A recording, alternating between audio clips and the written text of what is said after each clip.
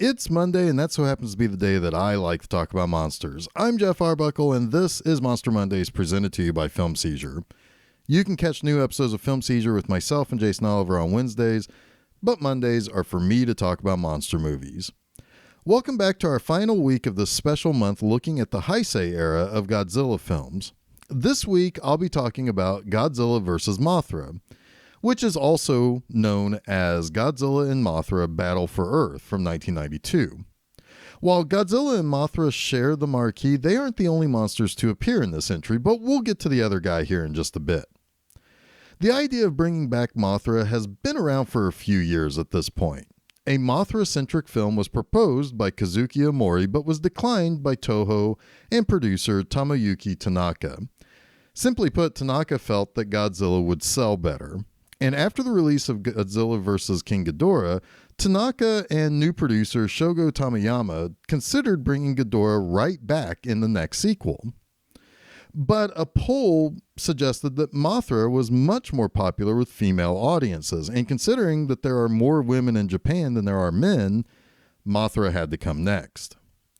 That original Mothra story that Omori suggested featured her as the goddess of peace. And she would come up against a vengeful dragon-like creature who basically sought to destroy humanity for its abuse of Earth's resources. And that was something that this new film could use. And a couple of ideas later, you have a new opposite to Mothra in the character of Batra. Now, Batra is kind of a gross, winged creature. He's less the fluffy and pretty Mothra, and more of an armored, almost locust-like creature. Mothra and Batra were both protectors of Earth, but where Mothra is not just a protector of Earth, but also a protector of the living things on the planet, Batra thinks of people as blights and something that needs to be cleansed. Now, supposedly, Batra was created by the Earth some 12,000 years ago, when an ancient human civilization created a climate-controlling device. And that pissed off the Earth something fierce, so Batra's mission was clear. Destroy the device, but SpaghettiOs, he also wiped out that whole civilization. He then intended on wiping out all of humanity, but Mothra stepped up and challenged him, defeating him and imprisoning him in the North Sea. Later, a meteorite crashing to Earth reawakens Batra. And that's how the movie opens, with that meteorite crashing to Earth. It first awakens Godzilla having kind of a rest after defeating King Ghidorah and Mecha King Ghidorah just one movie ago. With the meteorite's impact, an egg is uncovered on a remote place called Infant Island. This egg belongs to Mothra. Now, Mothra's twin fairies tell the explorers who are investigating the egg the story about Mothra and Batra's battle thousands of years ago.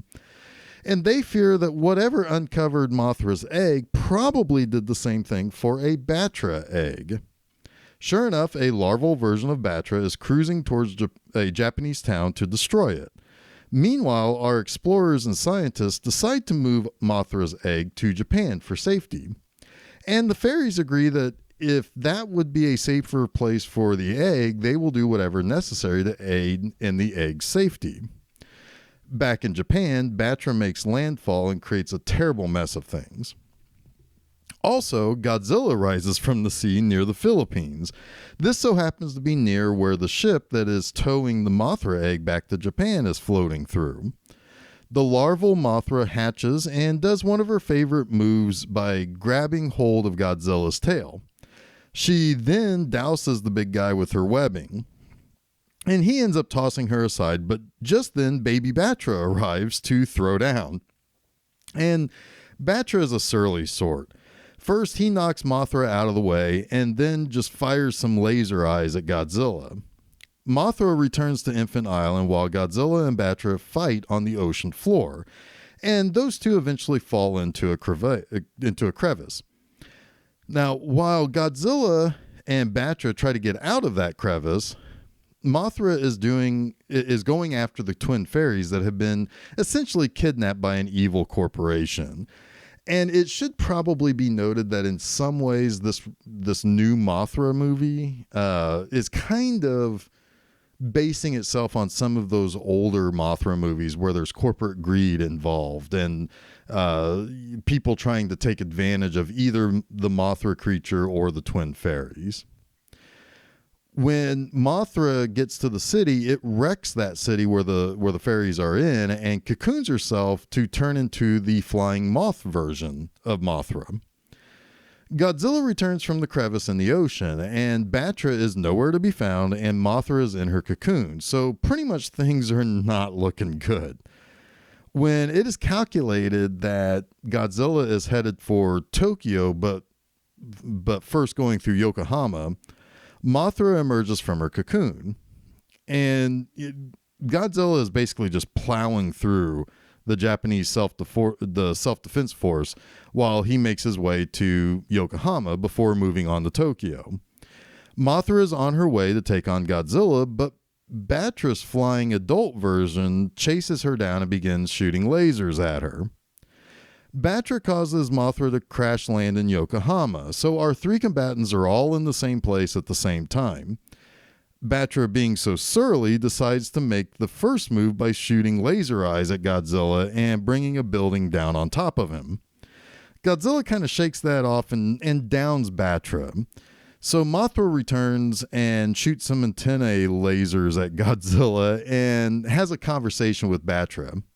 She heals Batra and she basically tells him that they need to work together to get this Godzilla guy, or things are going to get pretty bad for the Earth that they so righteously protect.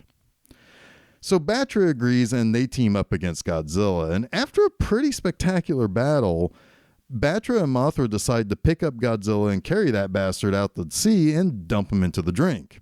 Sadly, though, Batra gets his throat chomped out and blasted by atomic breath, so he only really lives long enough to help Mothra get Godzilla far enough out to the ocean where Mothra can essentially seal Godzilla by creating like a mystical glyph of some sort with some stuff from her wings.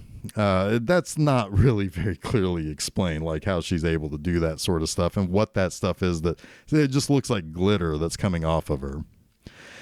Batra had waited to return to save the Earth from a planet-destroying asteroid that will arrive in a few years in 1999.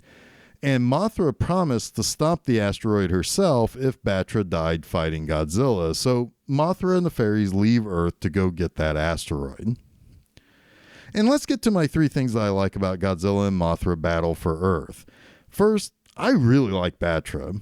I'm actually surprised he's not really shown up since this film. I guess he did show up like in a TV series that Toho did in the 90s with the Godzilla characters, but he's not really, I mean, he didn't even really show up for the return, for a return in the 50th anniversary film Godzilla Final Wars. And in that film, like, they had as many of the monsters as possible appear. And considering this film helped kick off a trilogy of films in the 90s for Mothra, I would have thought Batra would have returned as one of her top baddies or just as another character. And I also like that Batra is just kind of a heavy metal version of the cute and cuddly Mothra.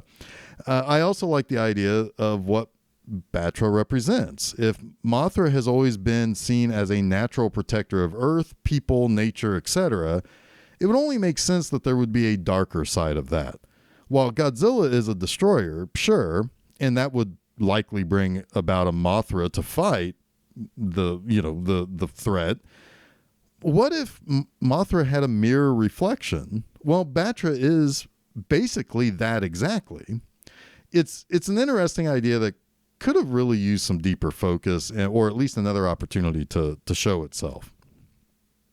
Second, I like the pacing of this movie a lot. It hardly wastes any time getting the monsters out, and I feel like that this is a culmination of everything that came before it to kind of build this nice fast-paced monster bash. So let's consider this for a second. The return of Godzilla brought him back to villain status. It also took itself pretty seriously, and that didn't really work out too well. Godzilla vs. Biollante was a fascinating, if not exactly easy for younger audiences to understand kind of story, but it did introduce a new monster for Godzilla to face off because the previous film underperformed due to lack of monster battles. Godzilla vs. King Ghidorah brought back a favorite character and some of the more fantastical elements like time travel, for example. Here, you have Godzilla against a recognizable threat. Not only that, but it also introduces a new monster. But maybe most importantly, it brought back some of the personality elements that hadn't always been present since the 60s and 70s films. Now, finally, the pace and something else leads to this being one of my very favorite Godzilla movies. First, this is a movie that probably has some of the highest total percentage of monster stuff going on in the total runtime. The final act in Yokohama between Mothra, Godzilla, and Batra is just fantastic. It's actually a fairly emotional sequence, too.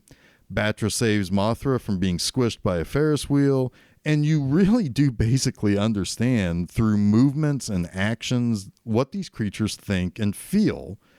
As much of a Godzilla fan as I am, I actually love Mothra and Batra in this movie. They do some pretty serious damage on the big man, and they make for a great story about how two enemies can become friends and tackle a greater threat together.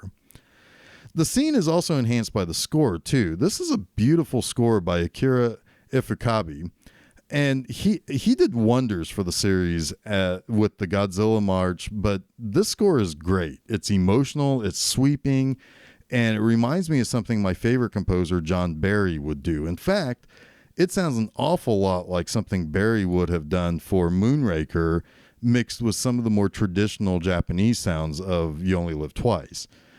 The combination of the action and the slower, more somber music almost makes the ending bittersweet and a little less heroic that Godzilla either won or was driven back by the humans or other monsters in previous entries. Now that wraps up this week's Monster Mondays. There are still 3 films in this Heisei period that I will eventually get to. They probably will not be the next 3 that I will talk about. There's also a trilogy, the Rebirth of Mothra trilogy, that I'll get to. But we'll be getting back to Godzilla here in a little while on this show. But until next week, I'll see you later. And don't forget to check out new episodes of Film Seizure every Wednesday and a new installment of Monster Mondays each Monday on filmseizure.com, as well as places where fine podcasts are found, like SoundCloud, Apple Podcasts, Google Podcasts, Stitcher, TuneIn, and Spotify. You can also check out new posts at my website, bmovieenema.com, each and every Friday.